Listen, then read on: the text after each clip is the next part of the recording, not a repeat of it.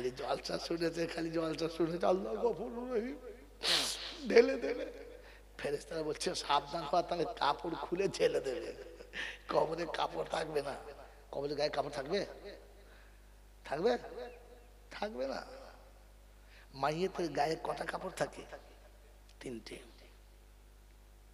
দুটো কাপড়ে থাকে আমলনামা, দুটো কাপড়ে থাকে, যদি বলেন আমলনামা। এই জন্য মানুষের হাতের আঙুল যেমনই হোক, এই আঙুলের ডগটা ছুঁচ পড়া হয়, শাহাদাত আঙুল কলম হবে। আর পৃথিবীর সব জায়গায় শুকিয়ে গেলে জীব তখন ভেজে থাকে। স্পঞ্জ জীব দেখে তৈরি হয়েছে। সেদিন সারা দেহে রক্তটা সব জীব টানবে, আর ও এরকম ডুবাবে আর লিখতে শুরু করবে জীবনে যত ভালো কাজ করেছে সব। কি জি এ বাবাজি, চিঠির দাম বেশি না কালির দাম? কিছু জানে না, জলসা শোনে কাজে। আরে কোরআন বোঝার জন্য এগুলো আগে বোঝা দরকার। কিসের দাম? কালির দাম। কিসের দাম? জোরে বলে, কি করে বুঝলেন? হ্যাঁ, পাগলা আমি মনে করি বোঝে, এখন ফুল পাগলা তো। আমি তো আগে মনে করি একটু বোঝে কিছু। বোকা কথা, কালি না থাকলে লিখবে কি করে? ও আলাদা কথা। কালির দাম বেশি। একটা চাকরি আছে সুপারভাইজারের, বেতন কত? 1,20,000। অ্যাড করলে পরে আবার বাড়বে, তার ঘুষ টুস তো আছে ইনশাল্লাহ। কি জি, এবছর একটা চাকরি আমার কাছে এসেছিল ফুড ইন্সপেক্টরের। বলে যে আপনার কোনো লোক নেই? আচ্ছা, অনেক লোক আছে। বলতে এই সিটটা খালি আছে, এমএলএ কোয়ার্টারতে আছে, আপনি লাগিয়ে দেন। 1,20,000 অ্যাডে বেতন, তারপর তো যা বাড়বে বাড়বে। আর কলম যদি চালাতে পারে যত খুশি তত কামাবে, খালি সই মারলেই টাকা। কারণ যেখানে ফুড ইন্সপেক্টর সই করে দেবে ওটাই তো বাজারে শো হয়ে যাবে। হ্যাঁ না বলে? হ্যাঁ, কি দিতে হবে? বললে 10 লাখ প্রথম দেবে, আর চাকরি যেদিন অ্যাড করবে সেদিন 10 লাখ দেবে। আর শোনেন, আমি 20 লাখ টাকা দিয়ে আমার ছেলেকে ভাঙাচোরার ব্যবসা করে দেবো। তো আপনার করবো না, কারণ চাকরি পাওয়ার আগে আমাকে ঘুষ দিতে হচ্ছে। আমার ছেলে আমার জন্মের হারামির বাচ্চা না, তাই ওকে আমি হারাম খাওয়া শেখাই, তাই ও হারাম খাবে না। কি বুঝলেন? আপনাদের নাম বলবো? নাম বলবো? আপনাদের ওই যে এখন যুব কংগ্রেস, কি নাম? তৃণমূল কংগ্রেসের যিনি যুব কি বলে আপনার সভাপতি, কি নাম? হ্যাঁ, উনি বলতে পারছে না? নাম বলো কেন? আমি নাম বলছি না, বুঝতে পারছেন? আমি ইচ্ছা করতে নাম বলছি না। উনি উনি উনি ওনার একেবারে তিনি, ওনার তিনি মানে যিনি পকেটে দেন, উনি কিছু বোঝেন না, যা করে রাজা দশরথ, আমি শুধু খালি নিমিত্ত মাত্র। কথা বুঝলেন? তিনি ডাইরেক্ট আমার সঙ্গে কথা হচ্ছে, আমার সঙ্গে খুব ভালো সম্পর্ক, আসা যাওয়া আছে, এখনো কথা হয়। আইলাম বাবা, ওটা আমার দ্বারা হবে না। 20 লাখ টাকা দিয়ে আমার বাচ্চাকে ভাঙা চোরার ব্যবসা করে দেবো, স্যার ঠিক আছে, লেখাপড়া শিখিয়েছি, একেবারে মূর্খ না, তো মোটামুটি সে ব্যবসা করে খেতে পারবে, তার ভাতের অভাব হবে না। তবে টাকা দিয়ে, সুদের টাকা দিয়ে, ঘুষের টাকা দিয়ে আমার ছেলেকে আমি শুয়োরের বাচ্চা করব না। পায়খানা খাওয়া হারাম না হালাল? পায়খানা খাওয়া হারাম না হালাল? পায়খানা কোন জানোয়ারে খায়? শুয়োরে খায়। কিসে খায়? কুত্তায় খায়। ঠিক বলেছে। পায়খানা কারা খায়? কুত্তায় অল্প খায়, আর শুয়োরে ফুল খায়। তাই পায়খানা খায় কারা? শুয়োরে। হ্যাঁ না বলে? পায়খানা হারাম না হালাল? যদি বলেন, আরে পায়খানা হারাম না হালাল বলেন না, যদি বলেন তো হারাম খায় যারা, শুয়োরের আরেকটা কোয়ালিটি হচ্ছে তারা। এটা মনিরুল আমিন সাহেব বলবে না, এটা এলাকার মনির চট করে বলবে না, কারণ বললে তাকে ভাবতে হবে আর দাওয়াত হবে না। আমার একবার হলেই হবে, আর লাগবে না। কি বললেন? কবরে যখন উঠবে না, তখন দেখতে মানুষের মতো সবে, কিন্তু শুয়োরের মতো উঠবে। সারা জীবন হারাম খেয়েছে ও মানুষ কি করে হলো? ও মানুষ কি করে হলো? যাক, ও বাইরে এখন যাচ্ছি না, যেটা শুনছে শুনে দেন বন্ধু, মনে রেখে দেন ঠান্ডা মাথায়। আল্লাহ বলছেন আমার বান্দাদের বলো, তারা যদি কোনো ভুল করে, তো বান্দা কে? এটা স্যাম্পল তো দেখাও। হ্যাঁ না বলে? কে বান্দা? কারা বান্দা? আল্লাহ একটা দুটো বান্দার নাম বলো। তো তো কোরআন শুনিয়ে দিচ্ছে সুবহানাল্লাযী আসরা।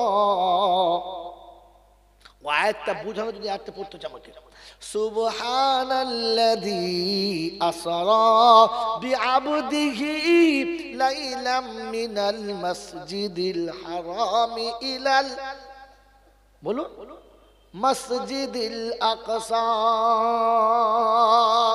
আমি রাতের অন্ধকারে মসজিদে হারাম থেকে মসজিদে আকসা, আর মসজিদে আকসা থেকে আমার বাইতুল্লাহ যাকে নিয়ে গেছি তিনি কে? জোরে বলেন মুহাম্মাদুর, জোরে বলেন মুহাম্মাদুর। ইনি হলেন বান্দা। আসরা বিআবদিহি, আমি আমার বান্দাকে রাতের বেলা মসজিদে হারাম থেকে আকসা, আকসা থেকে আরশ নিয়ে গেছি। বান্দা যদি হতে চাও আমার রাসূলের সঙ্গে একটু মিল খাওয়াও। তাই শুনিয়ে দিয়েছে দ্বিতীয় জায়গাতে, আলহামদুলিল্লাহিল্লাযী আনজালা আলা আবদিহিল কিতাবা ওয়া লাম ইয়াজআল লাহু ইওয়াজা। ওটা 15 পারার প্রথম সূরা, এটা 15 পারার দ্বিতীয় সূরা। ওটা সূরা বনী ইসরাঈল, এটা সূরা কাহাফ। ওর 1 নম্বর, এর 1 নম্বর। আল্লাহ পাক শোনাচ্ছেন, আমি যার হাতে আমার কিতাবটা দিয়েছি ওটা হলো বান্দা। তো আল্লাহ কোরআন কার হাতে দিয়েছে? মুহাম্মাদুর রাসূলুল্লাহর হাতে। কথা বুঝে আসছে? আচ্ছা আমরা কলম পড়ি, আমার সঙ্গে বললাম, শুনুন, আশহাদু আল্লা ইলাহা ইল্লাল্লাহু ওয়া আশহাদু আন্না মুহাম্মাদান আবদুহু ওয়া রাসূলুহু। আমার সেই বান্দার উপরে তুমি সাক্ষী দিচ্ছ যে আমার বান্দা এবং রাসূল। তো বান্দা কে? মুহাম্মাদুর রাসূলুল্লাহ। ওই আয়াত পড়েছিলাম, মিলিয়ে না আমাকে ছেড়ে দাও। আয়াত কি ছিল? ওয়ামা আতাকুমুর রাসূলু ফাখুযুহু, রাসূল যেটা দেবে ওইটা নাও যদি বান্দা হতে চাও। ওটা যদি ছেড়ে দাও বান্দার খাতা থেকে নামটা বাদ দাও। কোরআন হচ্ছে লাকাদ কানা লাকুম ফি রাসূলিল্লাহি উসওয়াতুন হাসানা লিমান কানা ইয়ারজুল্লাহা ওয়াল ইয়াউমাল আখিরা ওয়া যাকারাল্লাহা কাসীরা। আল্লাহ পাক শুনিয়ে দিয়েছেন, আমি আমার রাসূলের জীবনীটা তোমাদের জন্য উত্তম নমুনা করে পাঠিয়েছি।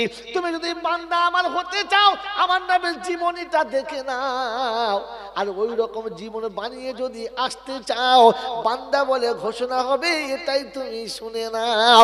ও কয়েল ফিফা কয়েল বাড়ির বাবাজিরা, আমার আল্লাহওয়ালা বন্ধুরা, আমার সোনামণি মায়েরা বোনেরা, যদি সত্যি মানুষ হতে চাও আর যদি আল্লাহর বান্দা হতে চাও, গুনাহ যদি মাফ করিয়ে নিতে চাও, তো আল্লাহ শোনাচ্ছে আমার বান্দা হয়ে দেখাও। মনে থাকবে ইনশাআল্লাহ, মনে থাকবে ইনশাআল্লাহ। তো শুধু আল্লাহ গফুরুর রহিম না, বান্দার উপরে জন্য গফুরুর রহিম। মনে থাকবে ইনশাআল্লাহ। এবার ব্যাকে চলেন, আল্লাহ পাক শুনিয়ে দিয়েছেন, ওয়া আকিমুস সালাতা ওয়া আতুজ যাকাতা ওয়া আকরিদুল্লাহা কারজান হাসানা ওয়া মা তুকদ্দিমু লি আনফুসিকুম মিন খাইরিন তাজিদুহু ইনদাল্লাহ হুয়া খাইরান ওয়া আযামা আজরা আস্তাগফিরুল্লাহ ইন্নাল্লাহা গফুরুর রহিম। তিনটে টপিক পার হলে তৃতীয় আয়াত শুনে না, ইল্লা মান তাবা ওয়া আমানা ওয়া আমিলা আমালান সালিহা ফাউলাইকা ইউবাদদিলুল্লাহু সাইয়্যাতিহিম হাসানাত ওয়া কানাল্লাহু গফুরুর রহিমা। যত জায়গায় আল্লাহ বলেছেন আমি গফুরুর রহিম, সেখানে শর্ত রেখে বলেছেন। মনে থাকবে ইনশাআল্লাহ। তো আপনাকে তওবা করতে হবে, তিনি গফুরুর রহিম। করবেন ইনশাআল্লাহ। প্রথম তওবা হলো ওয়াকিমুস সালাহ, আপনাকে নামাজি হতে হবে তওবার জন্য, কারণ বেনামাজির কোনো তওবা কবুল হবে? জোরে বলেন হবে? বেনামাজির কোনো তওবা কবুল হবে?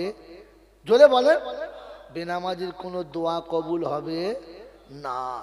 দেখবেন বড় বড় ইজতেমা, বড় বড় জলসা, 3 দিনের জলসা, বড় বড় সব অনুষ্ঠান চলছে, পেচ্ছাপ করে পানিও নেয় না, গোসল নাই, নামাজ নাই, কিচ্ছু নেই। আখিরি মোনাজাত যখন শুরু হচ্ছে, আল্লাহর ওলিরা দোয়া করছে, দোকান ছেড়ে দিয়ে চলে এসে ওই অবস্থায় বসে পড়েছে, আল্লাহ আল্লাহ। তখন বুঝবে যে আদার বনে শিয়াল ঢুকেছে। কি ঢুকেছে বলে? জোরে বলে। উলুবাড়িতে শিয়াল বেরিয়েছে। কারণ মুসলমানের কান্না এরকম না, তওবাকারীর কান্না এরকম না। মুসলমানের কাঁদার ডিজাইন আছে, মুসলমানের কাঁদার একটা ভাব আছে। ওই উলুবাড়ির শিয়ালের মধ্যে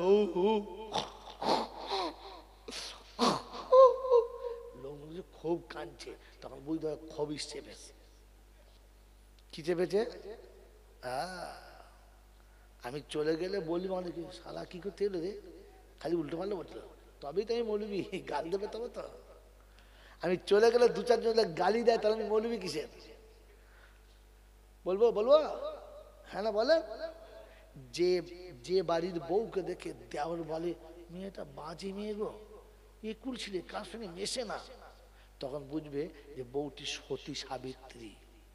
যে বাড়ির জামাই এসে বলবে তুই বিয়ে করেছিস বলে, কিন্তু মেয়েটা বেশ জুতের না বুঝলি, খুব কার সঙ্গে মিশতে চায় না, তখন বুঝবি তোর বিবি চরিত্রবতী সতী কন্যা। কারণ ও নন্দার গলা ধরে দুলা ভাই বলে চুমো খায় না, ওই জন্য হারামির বাচ্চার পছন্দ হয় না। আরে হ্যাঁ না বলেন না? বউ যদি কুলোটা হয়, তখন দেওর বলে বড় ভাই তুমি বাড়ি যাও, আমি আছি, তো চিন্তা করতে হবে না, আমি আছি। বুঝতে পেরেছি? বউ যদি কুলোটা হয়, তখন জামাই ঘন ঘন বেড়াতে আসে, কারণ জানে গেলেই হবে। কি কুত্তার যা স্বভাব,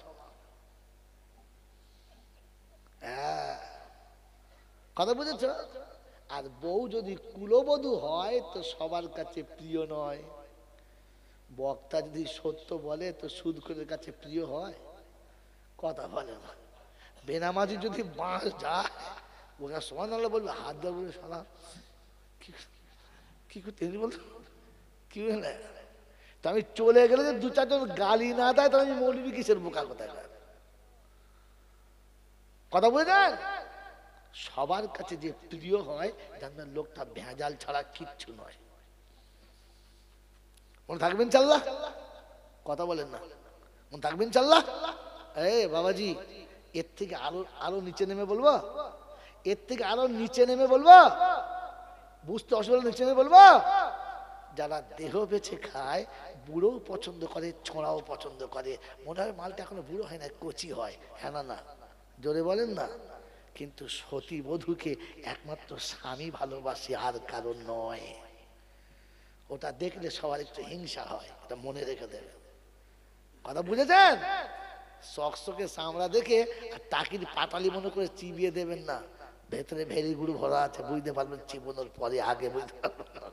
আমার বাবাজির, আমার সোনার চাঁদ বন্ধুরা, এই জন্য এর থেকে খারাপ বলতে পারলাম না, কারণ পাশেই মা বোন বসে আছে, তা খারাপ বলাটা উচিত হচ্ছে না। তবুও জাতিকে শুধু খালি খোঁচা না দিলে নয়, তাই বুঝিয়ে দিলাম। বন্ধু, এটা আল্লাহ পাক শোনাচ্ছেন, প্রথমে নামাজি হতে হবে। আর ওই রকম কাঁদে না। কিরকম? মিলাদের শেষে, জলসা শেষে ইমাম সাহেব দোয়া, সবাই দোয়া করছে, আর ওর পিছন দিকে এমন হৌ হৌ হৌ হৌ করছে। পাড়ার লোক বলছে সত্যি জব্বার চাচার কাঁটার ডিজাইন কি কেঁদেছে।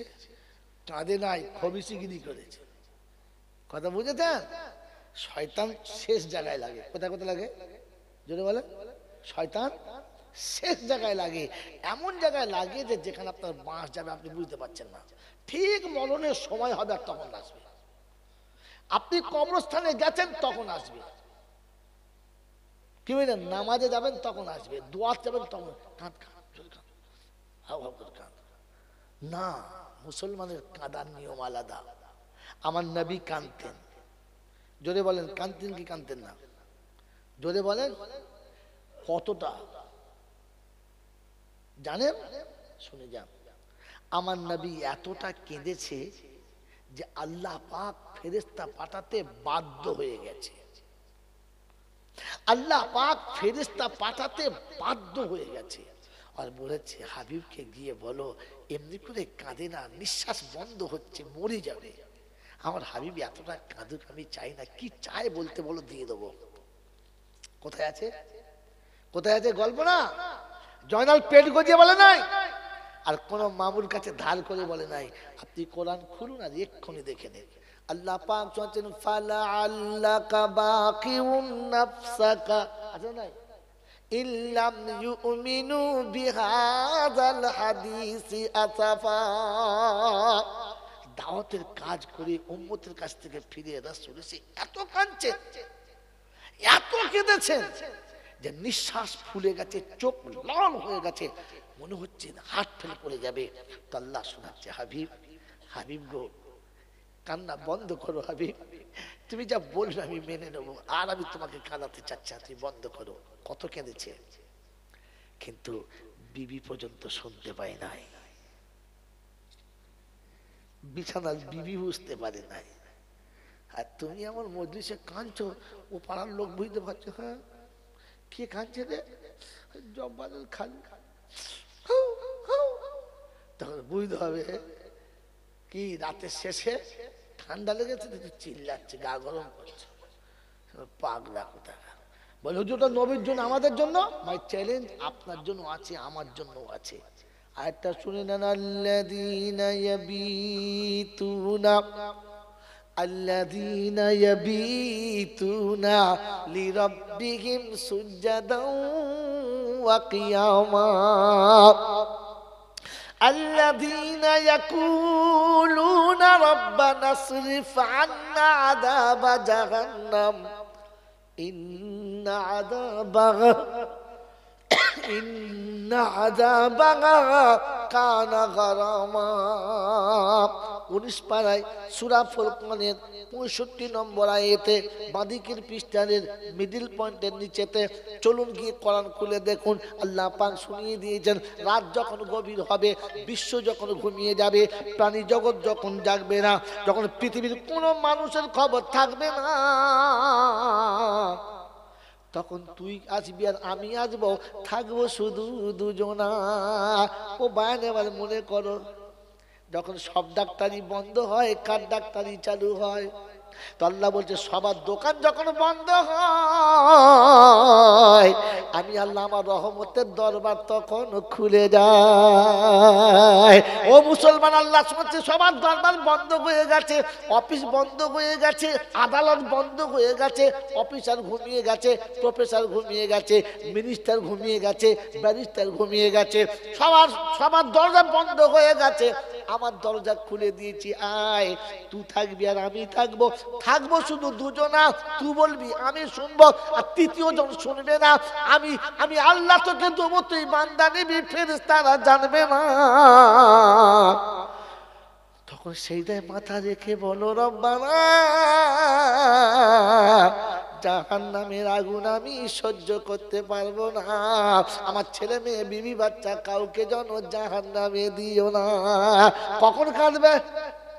রাত যখন গভীর হবে, ওই রাত যখন গভীর হবে, বিশ্ব যখন জাগবে না, মুমিন তখন কাঁদে, বন্ধু মিলাদেতে কাঁদে না। মনে থাকবে ইনশাআল্লাহ। যদি কান্না আসে তো চেপে নেন, আস্তে আস্তে কাঁদে, হ্যাঁ হ্যাঁ হ্যাঁ কাঁদে না।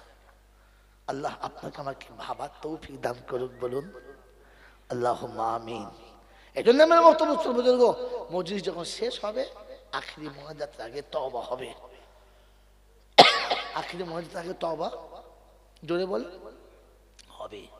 আচ্ছা, মাঝখানে তওবা করলে অসুবিধা কি আছে? কোনো অসুবিধা আছে না? আসলে মাল জানি না, জীবনে কি এলাকা আপনাকে বলেই নাই, বলেছেন শোনেন নাই।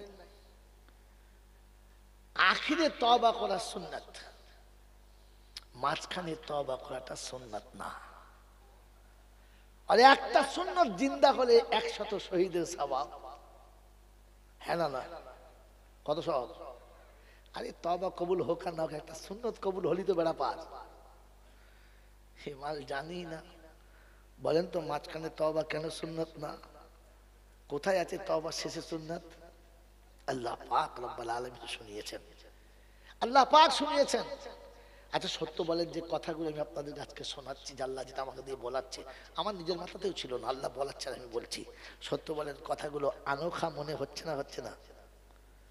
বলেন বলেন, অভিনব মনে হচ্ছে না? হচ্ছে না? এ বাবাজিরা, এটা আমার বাঁধানো না, আগে জমানো না, তিনি দিচ্ছেন আর আমি আপনাদের বলছি। আটকে গেলে বলবো আল্লাহ তুই বলতে বলেছিস, এই বলেছি, বুঝে লেখা তুই, আমি জানি না। কারণ হলাল আমার, হলাল যদি বলে আমার, মাল ফার্স্টে বলেছি সুবহানাকা লা ইলমা লানা, আমার কিছু জ্ঞানই নাই, সব মাল তো তোর। কথা বোঝেন নাই? তো সে দিচ্ছে আর আমি আপনাকে বলছি, বিশ্বাস করে যে আগে আমার কাছে জমাই ছিল না। মেরে মহতরম দোস্তর বুজুর্গ, তওবা শেষে করা সুন্নাত, এরাও দেখিয়ে দিচ্ছি, শুনে নেন। মেরে মহতরম দোস্তর বুজুর্গ, ফজরের নামাজ হলো, জোহরের হলো, আসর হলো, মাগরিব হলো, এশা হলো, এরপরে আর কি আছে?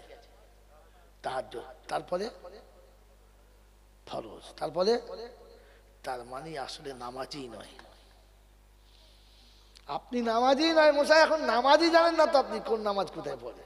ফের দেখেন, ফজর হলো, জোহর হলো, আসর হলো, মাগরিব হলো, এশা হলো, রাতের অন্ধকারে তাহাজ্জুদ হলো, তারপরে এই যে মাল বেরিয়েছে এতক্ষণে, কি আলোতে পড়েছিল জীবনে পালিশ করে নাই, আলোতে পড়েছিল জীবনে পালিশ করে নাই, এতক্ষণে মাল গোঁজা মেরে বার করে। শেষে কি নামাজ? বেতের। বেতেরটা তাহাজ্জুদের পরের নামাজ রে বাপ, তাহাজ্জুদের পরের নামাজ হচ্ছে বেতের। শেষ নামাজ কি জোরে বলে? বেতের। আর বেতের শেষ রাকাতে আছে কি? দোয়ায়ে কুনুত। এটা কি? এটা হচ্ছে আসল ইস্তিগফার। আল্লাহুম্মা ইন্না নাস্তাঈনুকা ওয়া আল্লাহ তোমার কাছে তওবা করছি। আল্লাহ, আল্লাহ বলছে আমি বান্দাকে তওবা করাচ্ছি, বান্দাই জানে না কখন করাচ্ছি। শেষে। কখন করাচ্ছি? শেষে। পাকে না না পাকে? জোরে বলে, কথা বলে। পাকে। আর আপনি যে বসেছেন কোথায়? ফাঁকে। কথা বলুন, পাকে আছেন তো? এ পাকে আছেন তো? বল হুজুর আর পাক থাকে এই শীতে, যা শীতটা কমেছিল একটু পাকটা হচ্ছিল, আবার যা শীতের পাক মারছে, ও আর পাক করার কায়দাই নাই। হ্যাঁ, আল্লাহ আমি তওবা করাচ্ছি আমার বান্দাকে পবিত্র অবস্থাতে আমার সামনে দাঁড় করিয়ে নামাজের হালাতে বুকে হাত বেঁধে অপরাধের মতো তওবা করাচ্ছি। ও হাত রেখে বলছে আল্লাহুম্মা ইন্না নাস্তাঈনুকা ওয়া নাস্তাগফিরুকা। এই জন্য তওবা শেষে করা সুন্নাত। তওবা যদি বলে তো নামাজিকে না বেনামাজিকে? এই আল্লাহ তওবা কাকে করছে? নামাজিকে না বেনামাজিকে? কথা বলেন, আমরা কাকে তওবা করাচ্ছি? যদি বলে তিন ভাগ বেনামাজি আর তওবা, আস্তাগফিরুল্লাহ রাব্বি, আস্তাগফিরুল্লাহ রাব্বি। আল্লাহ ফেরেশতা বলছে বেনামাজির তওবা আল্লাহ কি আছে? বেনামাজির আবার আল্লাহ কি আছে? আমার বাবাজিরা, আমার সোনার চাঁদ বন্ধুরা, কোরআন শুনছে ওয়াকিমুস সালাহ, প্রথম নামাজি হও পরে তওবা করবে। বেনামাজির কোনো তওবা কবুল হবে? যদি বলে না। অতএব নামাজ পড়া শেখো আর তওবা করা ধরো। মন থাকবেন চাল্লাহ, মন থাকবেন চাল্লাহ। তো বলেন ওয়াকিমুস সালাহ শব্দের মানে কি শিখেছেন একদিন থেকে? ওয়াকিমুস সালাহ মানে কি? নামাজ কায়েম করো। কায়েম শব্দের মানে কি? খালি কায়েম করো শিখেছ না? কায়েম শব্দের মানে কি? কায়েম শব্দের মানে কি না জানলে বলুন, জানি না। কি জি বলেন? কায়েম শব্দের মানে কি? প্রতিষ্ঠিত। ফের প্রশ্ন ঘুরে গেল, প্রতিষ্ঠিত কাকে বলে? এমন উত্তর বলছেন যে উত্তরের ভেতরে প্রশ্ন গুজিয়ে রেখে দিয়েছেন। আসলে সত্য কথা হচ্ছে আপনি জানেন না, আর যারা জানেন তাদের কাছে আপনি কোনোদিন বসেন নাই আর জানতে চান নাই। আপনি বাংলা বই থেকে ঝেড়েছেন তো কি জানবেন? বাবাজি, কায়েম শব্দের মানে প্রতিষ্ঠিত, ঠিক আছে। প্রতিষ্ঠিত বা কায়েম শব্দের মানে হলো যেটা অক্ষয়, নষ্ট হবে না। বলে না এটা বেশ কায়েমি কাজ করে গেল, থাকবে বহুদিন। হ্যাঁ না না, তা আপনার নামাজ কায়েম কি করে হবে জানেন না? জানেন? হ্যাঁ না বলেন, কথা বলা জানেন না? তো আজকে শিখবেন, শিখবেন। তো আল্লাহ পাক শোনাচ্ছে, হাবিব ওয়া আমুর, এরকম শুনেন, আল্লাহ তার নবীকে শেখাচ্ছে কায়েম করা। ওয়া আমুর আহলাকা বিসসালাতি ওয়াস্তাবির আলাইহা লা নাসআলুকা রিজকা। হাবিব গো, নিজের নামাজের উপরে জমে যাও, আর ওদের নামাজি বানানোর ফিকির নাও, ওদের নামাজি বানিয়ে দাও। তুমি চলে যাবে, তোমার নামাজ চলে যাবে না, আর কবরে শুয়ে শুয়ে নামাজের সওয়াব পাবে, ফেরেশতা ভয়ে পাশে লাগবে না। কি কায়েম করা বলে। তো বান্দা বলছে, রব্বানা কেউ তো আমার কথা শোনে না, কাকে বলবো এই ঘোষণা? তো শুনেছি ওয়ানদির আশিরাতাকাল আকরাবিন, কোনের মানুষ যারা, রক্তের মানুষ যারা, মুহাব্বতের মানুষ যারা, যারা তোমার কথার বাইরে কখনো চলে না, তুমি তাদের কাছে গিয়ে বলো, সব জায়গাতে বলবে না। কি গো বাবাজিরা, পাড়ার লোক কেউ শোনে না, আমার বিবি তো আমার কথা শোনে। হ্যাঁ না না বলেন না? তো বলুন, শোন বিবি, বিছানায় আমার সঙ্গে থাকতে ভালো লাগে? বললে হ্যাঁ। আমার সঙ্গে খেতে ভালো লাগে? বললে হ্যাঁ। আমার সঙ্গে ঘুরতে ভালো লাগে? বললে হ্যাঁ। আমার সঙ্গে জান্নাত যেতে ভালো লাগে? তো বিবি বলতে বাধ্য, হ্যাঁ। হ্যাঁ না না? তো বল, বিবি শোন, আমি নামাজ পড়ছি, তুই নামাজ পড়, কারণ তুই না নামাজ পড়লে আমার সঙ্গে তো থাকা হবে না, কারণ কিয়ামতে নামাজি বেনামাজি দু জায়গায় থাকবে। আমি কি করে থাকবো বলতো? তোকে চা থাকতে হবে, তুই নামাজ পড়। কি রে, আপনি মরে যাবেন, আপনার বিবি নামাজ পড়বে, আপনার নামাজের টাইম হবে, কবরে নামাজের সওয়াব অটোমেটিক চলে যাবে। বলে আল্লাহ তো নামাজ আর পড়ে নাই? বলে হ্যাঁ পড়ে নাই, কিন্তু নামাজ কায়েম করে রেখেছে। ওর ওর মেহনতে যে কজন নামাজি হয়েছে, ওই নামাজিরা নামাজ পড়ে সওয়াব পাবে, আর এ কবরে শুয়ে শুয়ে পাবে। জোরে বলেন সুবহানাল্লাহ। বলে তুই নমুনা। তো কোরআন বলছে, ফাসিরু ফিল আরদি সুম্মা দুরু কাইফা কানা আকিবাতুল মুকাদ্দিবিন। কোরআন বোঝার জন্য দুনিয়াতে ঘুরে দেখে নাও। এলআইসির এজেন্ট 400 লোকের কাছ থেকে টাকা তুলে লাইফ ইন্স্যুরেন্স করে দিয়েছে, এখনো ঘরে শুয়ে শুয়ে বিড়ি খাচ্ছে, আর মাসে মাসে টাকা ওর অ্যাকাউন্টে ঢুকছে না? ঢুকছে না? জোরে বলেন। ওটা এখান থেকে চুরি করা, এখান থেকে চুরি করা, এই সিস্টেম এখান থেকে দেখে ওরা শিখেছে। চোর চুরি করে সম্রাট, আর মুসলমান ধর্ম ভুলে কোদালের বাঁট, কেউ নাই দেখে। কোরআন আপনাকে শুনিয়েছিল, এলআইসির এজেন্ট শুয়ে শুয়ে বিড়ি খায়, আর প্রত্যেক মাসে অ্যাকাউন্ট দেখে খালি নাম্বার বেরিয়ে যায়। হ্যাঁ না? সবাই টাকা জমা দেবে, আর প্রথম ওখান থেকে অ্যাকাউন্টে ভাউচার এজেন্টের খাতায় হবে। হ্যাঁ না? রব্বে জুল জালাল বলে, তুই মরে যাবি, আর মরার আগে 10টাকে নামাজি বানিয়ে যাবি, তোর নামাজ কায়েম, নামাজ কায়েম থাকবে। তুই কবরে চলে যাবি, তোর নামাজ থাকবে, তুই একা কবরে যাবি, আর শুয়ে 10 জনের নামাজের সওয়াব তুই একা পাবি। একে নামাজ কায়েম করা বলে। ও নামাজ পড়ে, ওর বউ পড়ে না, ও পড়ে ওর বাচ্চা পড়ে না, ও পড়ে ওর ছেলে পড়ে না, ও পড়ে ওর নাতি পড়ে না। বাবা ডবল হাজি, ছেলে বেনামাজি। ছেলে, জোরে বলে, বেনামাজি। জুমার দিনে দোয়া করছে হাজি সাহেব, রব্বানা যালামনা আনফুসানা।